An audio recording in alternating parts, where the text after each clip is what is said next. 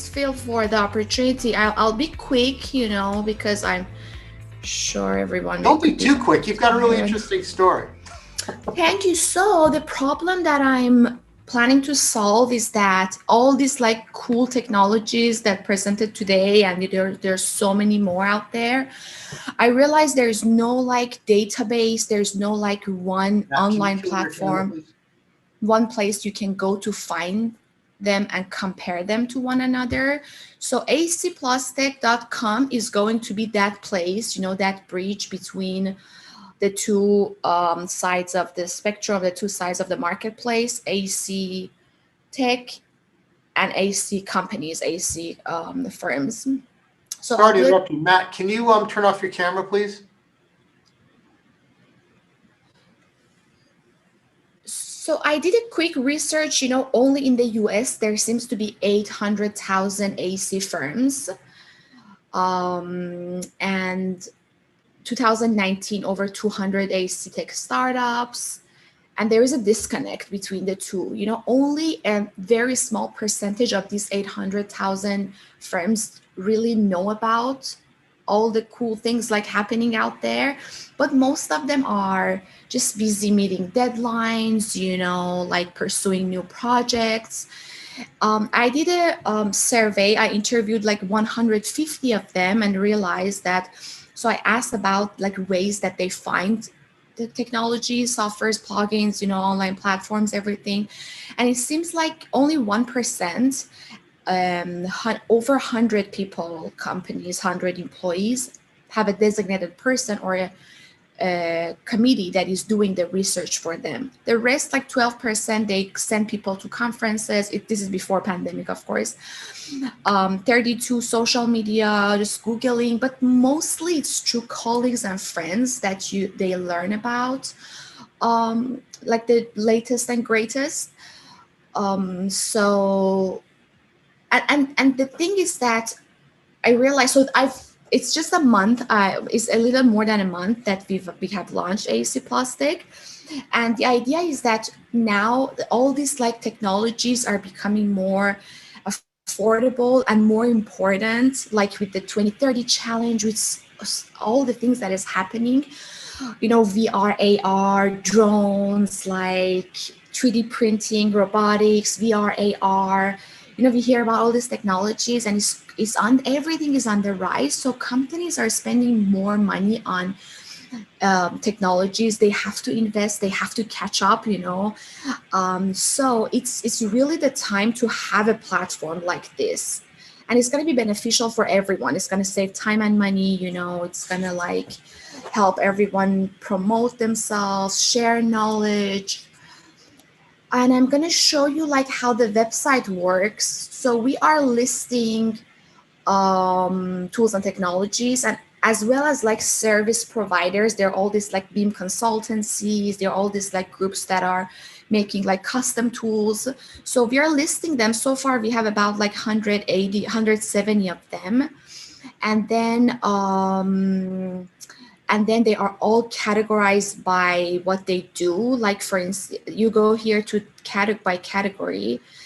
Like let's say you want to find out the latest technology and latest software in like, I don't know, visualization, rendering. And then here are like a bunch of them, and then you go, okay, Lumion. And then once you go to Lumion, you can see all the case studies that people are uploading to this platform. So anyone can sign up. So you can always come here, sign up, and add your favorite tool, add your case study, add your favorite company. And then when you go to Lumion page, you can see all the case studies that have been done using Lumion.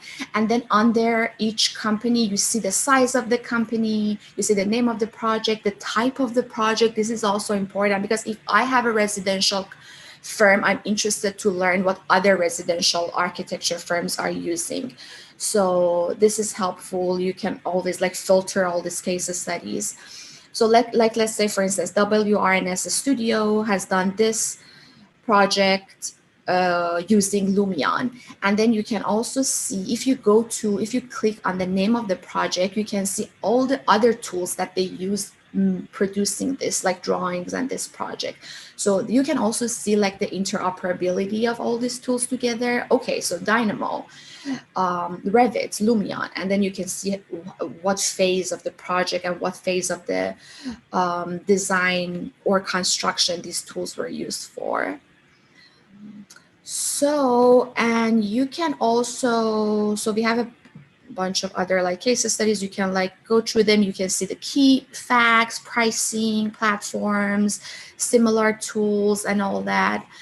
And then if you go back to the homepage, you can also compare these tools to one another side by side. Like let's say Lumion versus Inkscape versus Unity Reflect.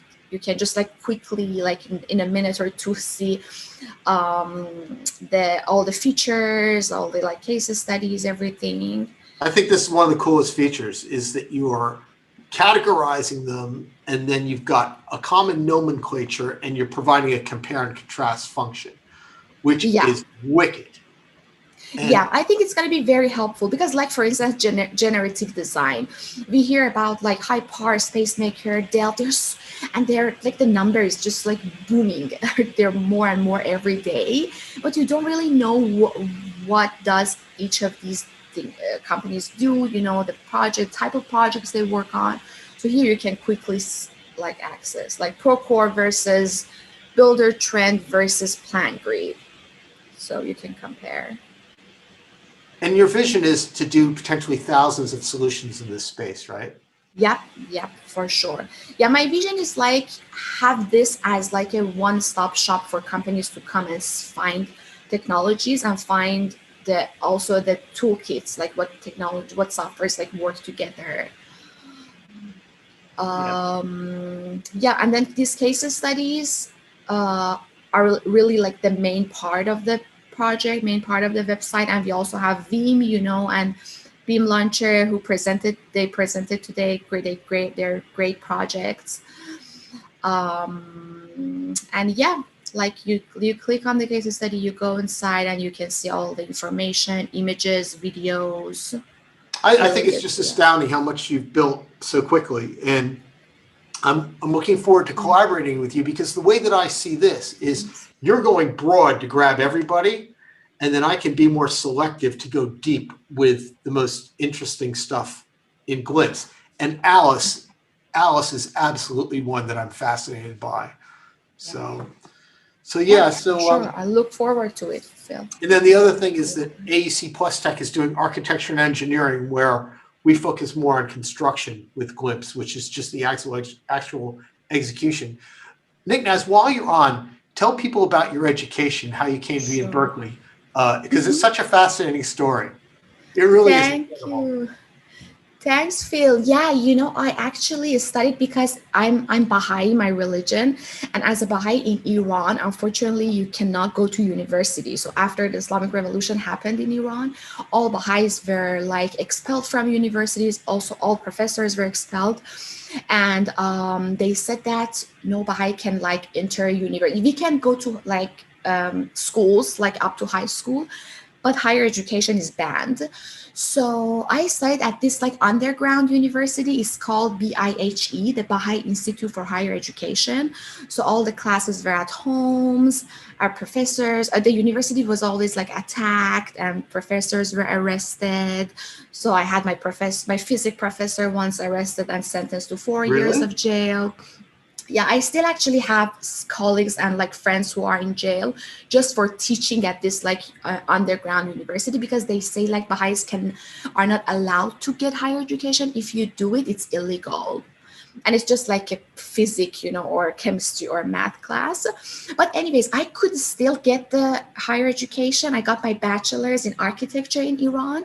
And then when I came to the US, I applied to UC Berkeley. And here, because I didn't have like an official degree to show them, it took me a while to convince them that I'm coming from a legit university. You know, it's a religious like discrimination situation. It's a human rights issue. Yeah, exactly. But it's hard for them to really like know what's going on, because they always like look up the degree and they see like that it's not regionally accepted, and then they doubt it if it's like an academic institution or not. But anyways, they were finally like convinced, and they offered me admission for master's degree, and I got my master's at UC Berkeley, architecture. Cool. Yeah, and I've been practicing for over 6 years now, as an architect.